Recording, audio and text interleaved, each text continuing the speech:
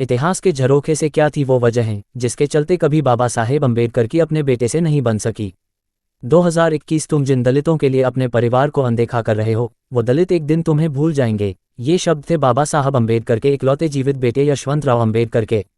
जिस तरह से बाबा साहेब आज इतिहास के पन्नों में स्वर्णिम अक्षरों में जाने जाते हैं, वैसी पहचान उनके बेटे को नहीं मिली। एक तरफ बाबा साहब दलितों के मसीहा थे, तो वहीं उनका अपना ही बेटा उनके जीवन भर नफरत करता रहा। ये नफरत इतनी थी कि दोनों एक साथ एक छत के नीचे तक नहीं रहते थे। लेकिन सवाल यह है कि आखिर क्यों बाबा साहेब के इकलौते बेटे उनके नफरत करते थे? क्यों उनके खुद के बेटे बाबा साहब की दलितों की लड़ाई को बिना आधार का मानते थे?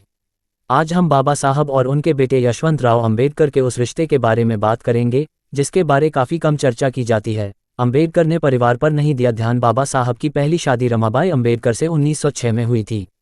उस वक्त अम्बेडकर 15 साल के थे और रमाबाई 9 साल की थी। शादी के करीब 6 सालों बाद 1912 में यशवंतराव अम्बेडकर का जन्म हुआ था। इसके बाद अम्बेडकर और रमाबाई के 4 और संतानें हुई, 3 बेटे और 1 बेटी। शादी के बाद भी अम्बेडकर के अपनी पढ़ाई को जारी रखा, लेकिन अपनी पढ़ाई के दौरान वो अपने परिवार और बच्चों की जिम्मेदारी को भूल गए।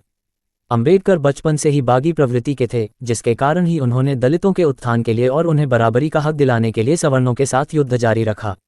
मगर वो ये भूल गए कि दलितों के भले के बारे में सोचने के अलावा भी उनका परिवार है, जिसके प्रति भी उनकी कुछ जिम्मेदारी थी। इस वजह से नाराज रहते थे। उनके बेटे यशवंतराव के जन्म के बाद रमाबाई ने जितनी भी संतानों को जन्म दिया, वो सभी कुछ समय के बाद भूख और बीमारी से मर गए, जिसका गुस्सा यशवंतराव में धीरे धीरे भरने लगा।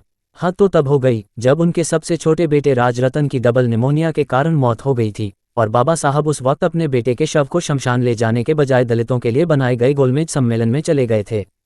और तो और जब अंतिम संस्कार के लिए पैसे मांगे गए तो उन्होंने कह दिया कि उनके पास अंतिम संस्कार के लिए भी पैसे नहीं है। और ये बात सच भी थी।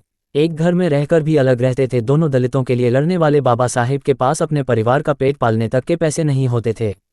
कहा जाता है कि जब राजरतन के लिए कफन के भी पैसे नहीं हो सके तो रमाबाई ने अपनी साड़ी का एक टुकड़ा दिया, जिससे कफन बनाया गया। बाबा साहेब के भाई राजरतन को शमशान अंतिम संस्कार के लिए ले गए थे। यशवंतराव अपने पिता से काफ़ी खिन रहा करते थे, और रही सही कसर उनकी माता की मृत्यु के बाद पूरी हो गई। रमाबाई को टीबी हो गया था और इलाज के अभाव में और भूख के कारण 1935 में रमाबाई की मौत हो गई थी, जिसके कारण यशवंतराव और बाबा साहब एक ही घर में रहकर अलग अलग रहा करते थे। बाबा साहेब बेटे की नाराजगी समझते थे, और वो ये भी जानते थे कि यशवंतराव कभी दलितों की लड़ाई में उनके साथ नहीं खड़े होंगे, जिसके कारण बाबा साहेब ने यशवंतराव को एक निजी प्रिंटिंग प्रेस खोलकर दे दिया था ताकि यशवंतराव उसमें व्यस्त रहे। यशवंतराव ने भी बाबा साहेब की तरफ ध्यान देने के बजाय अलग रहना शुरू कर दिया और खुद को प्रिंटिंग प्रेस के काम में झोंक दिया। अपनी माँ, भाई, बहनों की मृत्यु और पिता की अनदेखी के कारण यशवंतराव और बाबा साहब के बीच कभी पिता पुत्र वाली करीबियां आ नहीं सकी।